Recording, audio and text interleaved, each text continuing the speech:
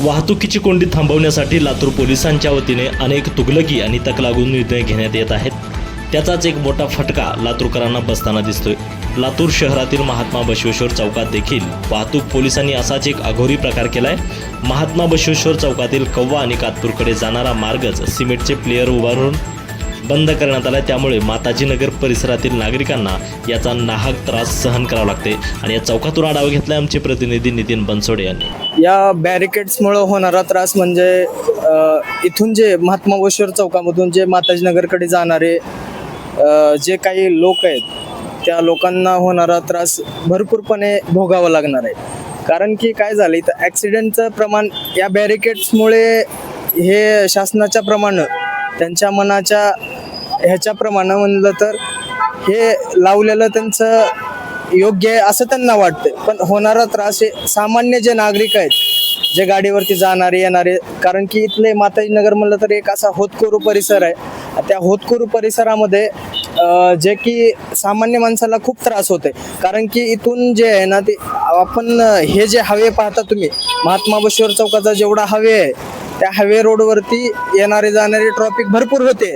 पण आत्ता जी हे जे बॅरिकेड लावले शासनाने लावले किंवा वाहतूक पोलिसांनी लावले त्याप्रमाणे पाहायला गेलं तर आत्ता सध्याचा जी त्रास आहे ते वाहतूक कोंडीसाठी जे सामान्य माणसाला मधून जाण्याचा जी त्रास होतोय ते आता हायवेवरती सतत येणारे वाहन जेवढे आहेत तेवढे एकदम फास्टमध्ये येत आहेत.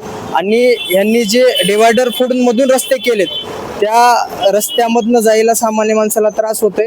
आणि एखाद दिवस वळताना स्ट्रेट जाणारी वाहतूक जी आहे ते स्पीडमध्ये जाते आणि तिकडून येणारी सुद्धा वाहतूक स्पीडमध्ये येते. याचा सामान्य जनतेला खूप सारा त्रास भोगावा लागतो. लातूर शहर वाहतूक पोलिसांच्या तुगलकी कारभाराचा आणि मनमानी कारभाराचा आणखीन एक नमुना मी तुम्हाला दाखवणार आहे. मी सध्या उभा आहे लातूर शहरातल्या महात्मा बसवेश्वर चौकामध्ये. या ठिकाणी जर पाहायला गेलं तर हा जो महामार्ग आहे नागपूर रत्नागिरी महामार्ग आहे आणि या नागपूर रत्नागिरी महामार्गावरचा हा महात्मा बसवेश्वर चौक आहे.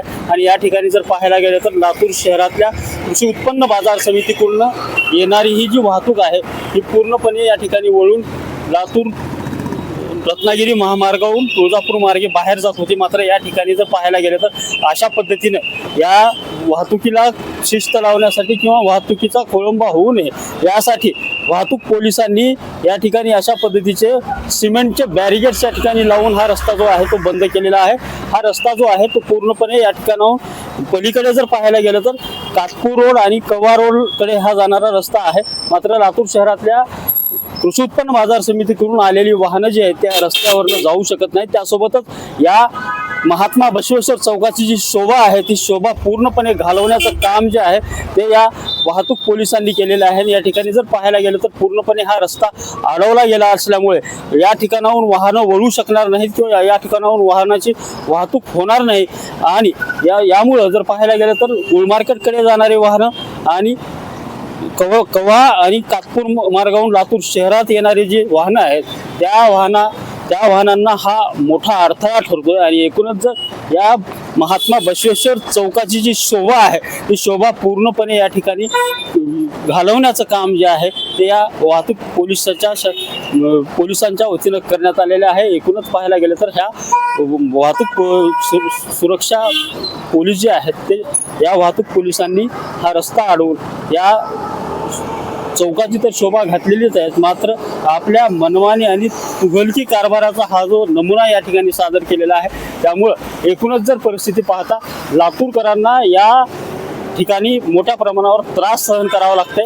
वाहनांना जे आहे ते मोठ्या प्रमाणात लांबून वळण घेऊन या ठिकाणी यावं लागतंय. त्यामुळे एकूणच वाहनधारकाचा पेट्रोलचा खर्च वाढला आणि त्यासोबतच वाहनधारकाची मानसिकता जी आहे या मानसिकतेवरती कुठंतरी घाला घालण्याचा हा प्रयत्न या ठिकाणी वाहतूक पोलिसांनी केला आहे. त्यामुळं अशा प्रकारचे वेगळे पर्याय न वापरता सरळ आणि साधे पर्याय वापरण्याची जी मागणी आहे ती या ठिकाणी लोकांची होत आहे.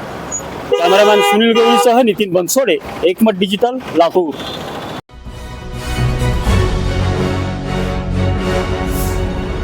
Thanks for watching Ekmat Digital.